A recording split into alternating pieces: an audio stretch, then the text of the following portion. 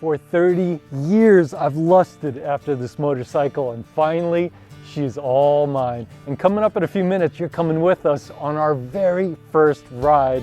So now, I have my favorite camera of all time and my dream motorcycle, my creation machine and my freedom machine. Let's go.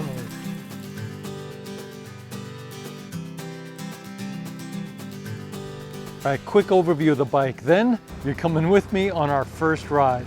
So this is my new 1979 Harley Shovelhead FLH. Got 39,000 miles on it. Man, this is my forever bike. I'm gonna spend the rest of my life fixing and riding and customizing this old gal. I just got it a few days ago from this great guy down in Virginia, and I took it home. Before I even rode it, I took it apart, prepped it for painting, and did some customizing. It was all black when I got it. Pretty boring. Hey, I'm a craftsman and artist, so I gotta customize everything. And I decided on this light copper color and a cream color for the saddlebags. And I put some custom touches on the saddlebags here, like my El Camino badge. Got my bottle opener there. And I put these hand-tooled leather straps on there. Okay, wait, why is there a paper lightning bolt taped to the side of the gas tank? Well, next week I'm meeting up with a friend and we're gonna paint a lightning bolt of that size and location with 24 karat gold leaf. Then we're gonna engine turn it, then some red pinstriping and a small drop shadow painted on there. Man, that's gonna look super cool, all hand done. This piece right here, I got this like over 15 years ago because I knew one day I would own this bike. I bought it in an antique store in Reno, Nevada when I was traveling to Burning Man with my crew of friends. I saw this thing. Man, I bought it instantly because I knew this day would come. And I put some little leather pieces on here that I made. Man, it hurts how much I'm growing in love with this old gal. You know, the Buddha said, the root of all human suffering is our attachment to material objects. But I think the Buddha just never rode a custom chopper. That's the real problem. All right, time for our very first ride. So when I picked it up, I bought it down in Virginia. I rode it up and down his street really quick down there just to make sure it runs. But this is the first legitimate ride. All right, so petcock on. Technically, this is it's an enrichener. Detonation. We'll let it warm up a little bit more and then we're heading out.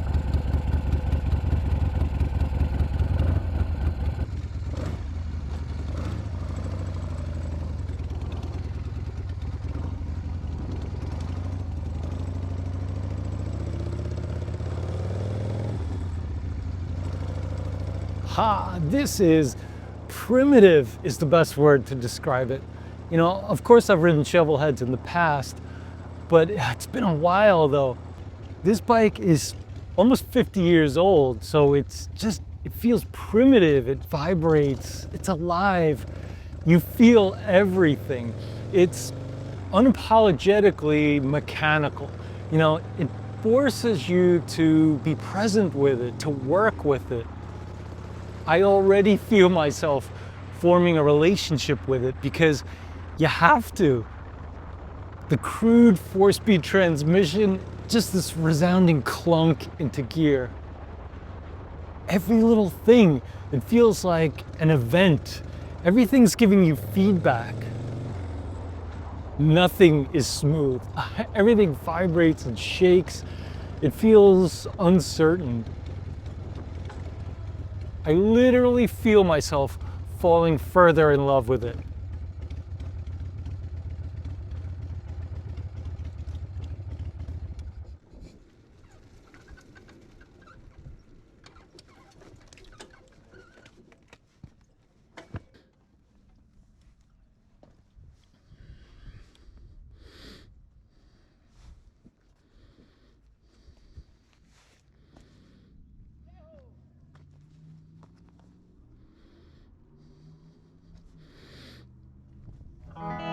All right, so my previous motorcycle, which I just sold, was a 2006 Suzuki Boulevard C90. The very definition of smooth and quiet and reliable. It had zero personality, the total opposite of this. This thing is a hot mess. It vibrates, it leaks, it's unreliable, but oh my God, I feel myself falling deeper in love with it every minute. This is a good comparison. It's like an Apple Watch versus an old mechanical watch. So the Apple Watch keeps flawless time, never needs adjusting, 100% reliable. Literally endless functionality and tragically void of any personality or soul or craftsmanship or originality, versus an old handcrafted mechanical watch. Now we're talking. They literally handcraft the machines to make the tools, to make the parts, so they can hand assemble the watch. Mechanical watches have to constantly be reset and wound, and for the rest of its life, a good mechanical watch, it's got to periodically be serviced, so the springs are checked and things are lubed and the seals replaced. They're a bit more fragile. They demand you to pay attention, to be present with it. You've got to build a relationship with it. That's kind of true of everything that's beautiful and vintage, like old Porsches or cool old Triumphs or, beautiful old 35mm film cameras.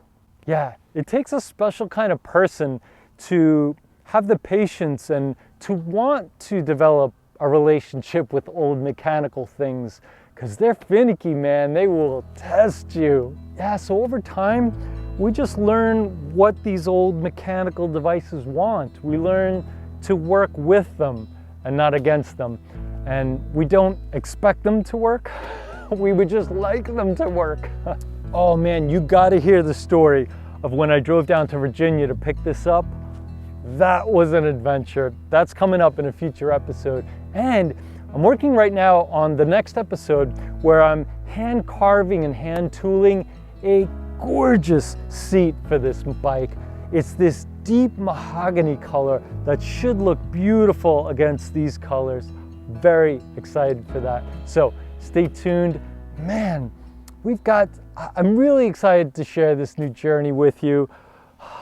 All the breakdowns, the trials, the tribulations, the customizing that we're gonna do. This is my forever bike. I'll forever be riding and customizing this gal with you guys. I'm very excited. So many adventures coming up. Thank you for watching, and I'll see you in the next episode.